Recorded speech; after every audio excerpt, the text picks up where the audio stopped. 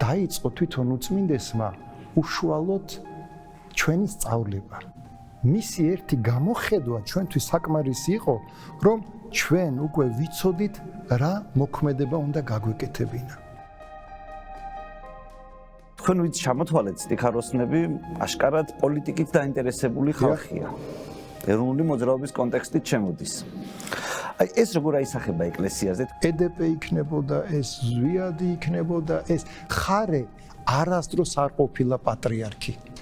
არასდროს არავის მისი უწმინდესობის მოღვაწეობით საკმაოდ ბევრჯერ გადარჩა ჩვენი ქვეყანა ურთიერთდაპირისპირებას, საკმაოდ ბევრჯერ.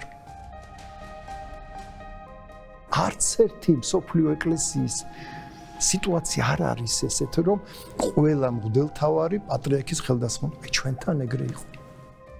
რა ხდება მაშინ, როცა პატრიარქი ბრაზდება და რაზე ბრაზდება ის? კი, გეტყვით.